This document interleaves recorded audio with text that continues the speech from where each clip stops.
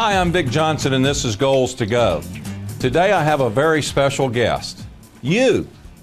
I'm opening up the phone lines and I'm taking your emails because I'd like to hear about your goal-setting challenges. The fourth quarter can be the most difficult and most successful part of a football game, and the same mental toughness needed to win on the field is needed in business and in life. An even tougher situation is when you're facing fourth and goal. You've got the ball, time's running out, and it's your last chance to score.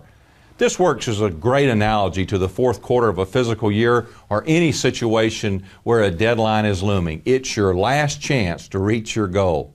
Give me a call at 1-800-983-1870 or email me at g2glive@tstn.com, and we'll finish off this drive in the end zone. So I'm going to open my playbook and give you the tips you need to succeed when you're facing a fourth and goal situation. And tonight we're talking about the first three quarters don't matter. In 1994, my alma mater, Florida State University, was playing our arch rival, the University of Florida. And we were losing 31-3 at the end of the third quarter. Being the faithful fan that I am, I decided I'd had enough and I was going to take a nap. So I went to take a nap, and when I woke up, after the game was over, I had missed one of the greatest comebacks in NCAA history when Florida State scored 4 touchdowns in the fourth quarter to tie the game 31-31. What was the key in that game? Derek Brooks, the linebacker on that team, who now is an all-pro linebacker for the Tampa Bay Buccaneers, said, "The whole time we were down, I never felt we were going to lose." Now, in that game, the fact that they had played 3 quarters, had not scored a touchdown against a team that was ranked higher than them, a team that was much stronger than them, the fact that they faced that in the fourth quarter, Derek Brooks forgot about those first 3 quarters. There was nothing they could get from that. They had to focus only on the fourth quarter, and they went to work and they did the job. 4 touchdowns tied the game back when ties were still allowed in college football. Here's the analogy. You've still got time to have the greatest comeback in your history. The fourth quarter is plenty of time for you to reach your goal. 90 days, the length of a quarter, is a long time. You can grow a crop in 90 days. My friends in Nebraska and the Midwest know that a seed of corn takes about 90 days from the time you plant it to the time you harvest it. So you can grow a crop. Most business startups are completed in a 90-day period of time. You can go from idea to launch for a lot of small businesses in 90 days. Imagine this. You can take a out-of-shape recruit who's never held a weapon in his life or her life, and in a 90-day period of time, you can train the finest fighting machine in the world. The United States Marines do it all the time in 90 days. From the dead of winter to the flowers and abundance of spring, all in 90 days. It can get done in the fourth quarter. So I'm going to go to an email as we get into our show here, and this is from Keith. He writes, "I'm 63 years old. I've made it and lost it too many times to count. A year ago, I was earning in excess of $300,000 a year, and this year, I just finished borrowing $600 to fix my car. I hate this, and I know I still have greatness within me, but I'm getting nervous that the age I'm at, I won't be able to make it to the goal line before I reach the finish line. I need a radical answer to a radical problem." Keith, I'm going to address that soon as we come back. We've got to take a quick break, but I'll be coming back to answer Keith's question and your questions. You can call those in to 1-800-983-1870 or send an email to g2glive@tstn.com. Stay tuned.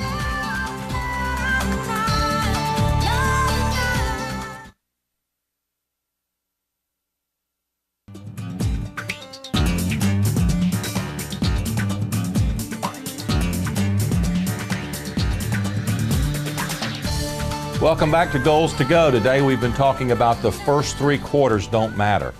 And now I'm going to take your goal-setting questions and give you the strategies you need to overcome your obstacles and achieve your goals.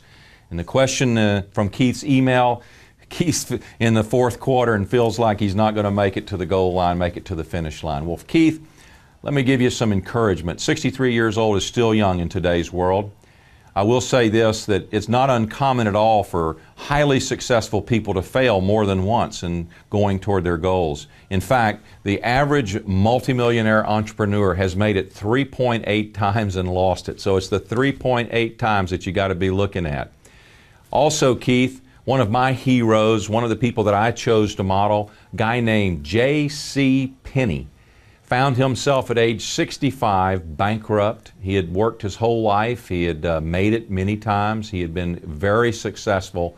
Found himself bankrupt at 65. He had begun the new J.C. Penney company at that time in his life. And of course, we know today it still remains a going concern and a very big company at that.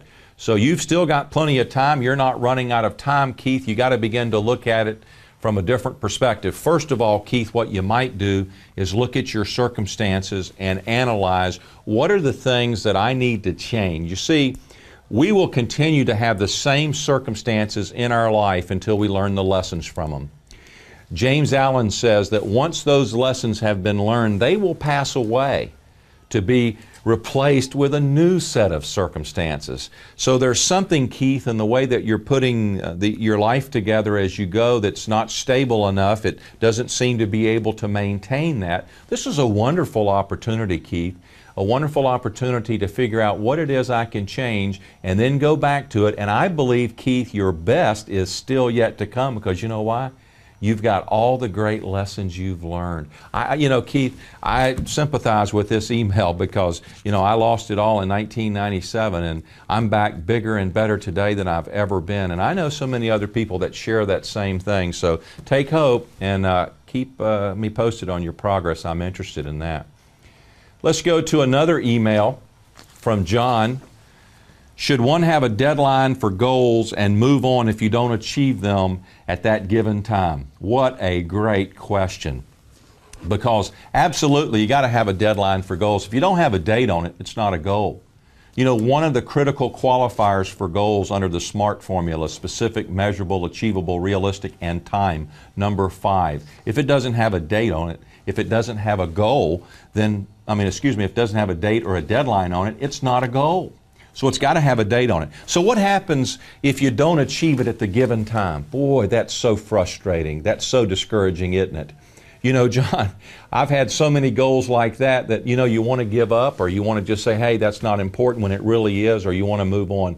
John, sometimes the problem is not that the goal was wrong, it's that we just chose the wrong date. So you just reload. You put another date on it. I tried for many years to get my book written. I just had the wrong date on it. Finally, the year 2003 was the right year for me. I kept reevaluating the goal, whether it was important to me. Each time it was important, I decided I would put a new date on it, and finally in 2003 it happened. So, John, if it's important to you, just keep evaluating the date. We've got a caller, Trevor in Washington. How can we help you tonight? How you doing, Mr. Vick? I'm awesome. How are you? I'm doing good. I have a question. My question is that I have a problem overanalyzing, everything due to past experiences. So I know that the whole show is about the first 3 quarters doesn't matter. How do you overcome overanalyzing due to your past? Overanalyzing due to your what now? Past. You mean your past life? Correct. So you're picking apart things that's happened in your past life? Yeah, to dictate the future. Okay. Well, how about doing this? Trevor, hold on to that question because that's very important. I want to answer it when I come back, and I'll answer more of your challenges and phone calls and emails in just a moment, too. We'll be right back. This is Goals to Go.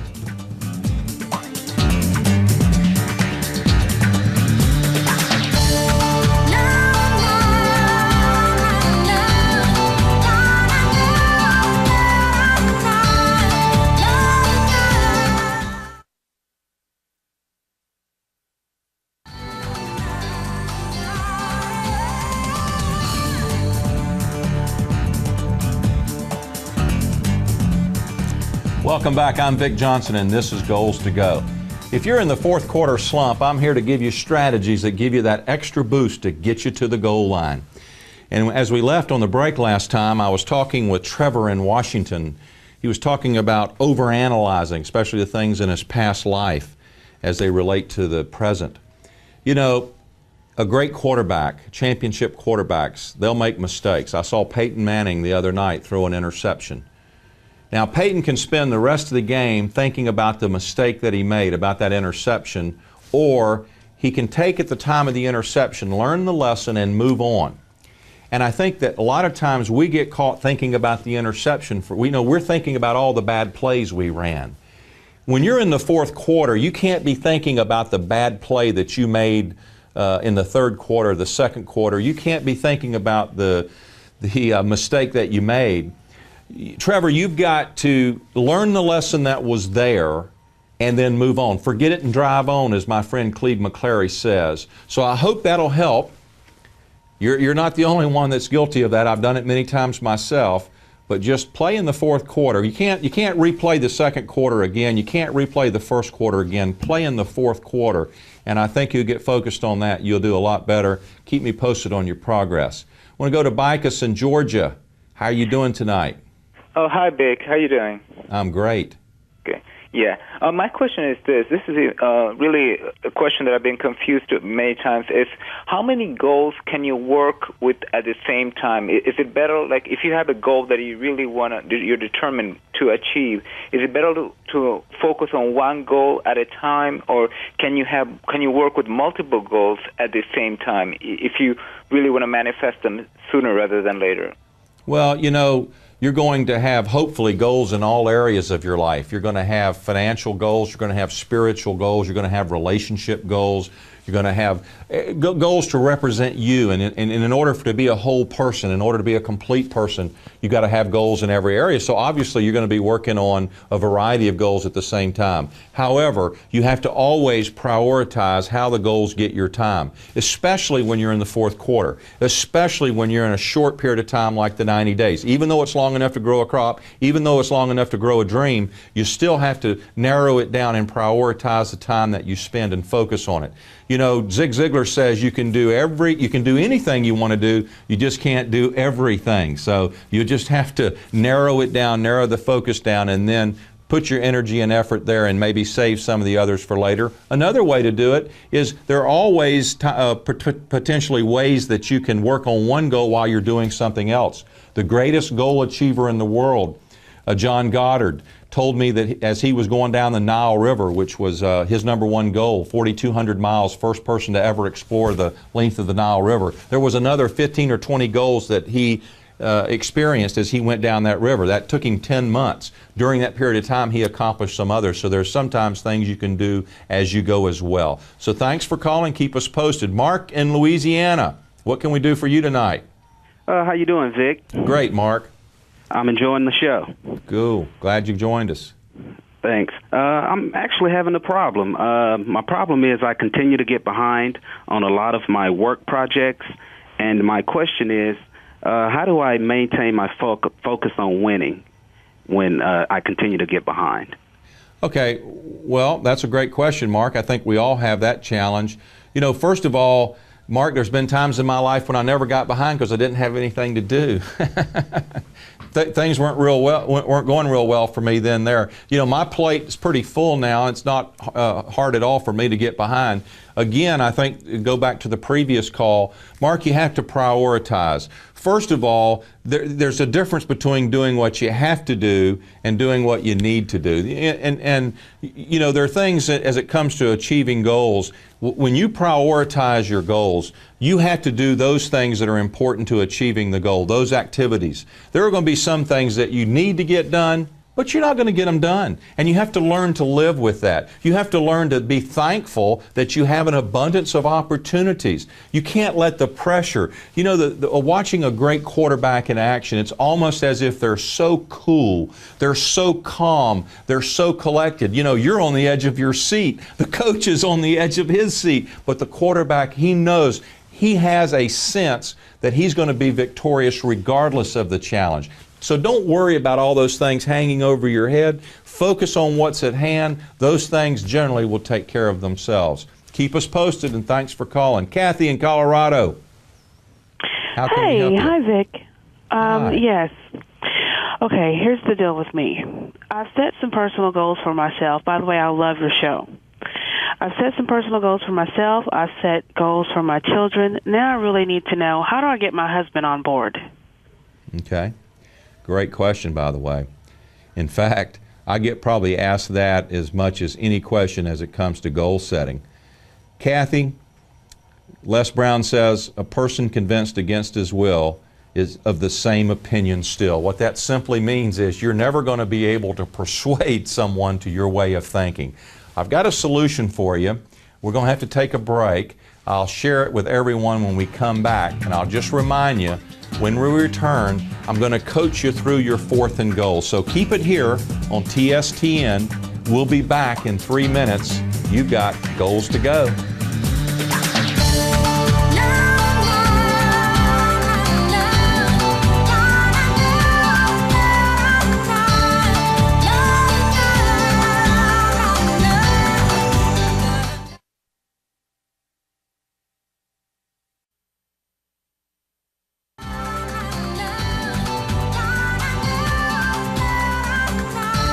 I'm Dick Johnson, and this is Fourth and Goal. We're going to go back to Kathy in Colorado.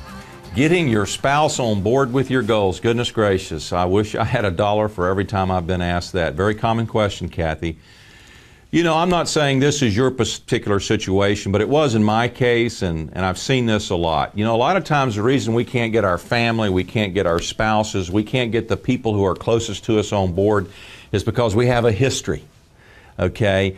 We have a history of starting projects and not finishing them. You know, every time there's this new project we start, we rush down to Home Depot, we get all the parts of it, we bring it all home, and unfortunately it's still sitting in a corner of the garage unfinished. And that's the case with a lot of people.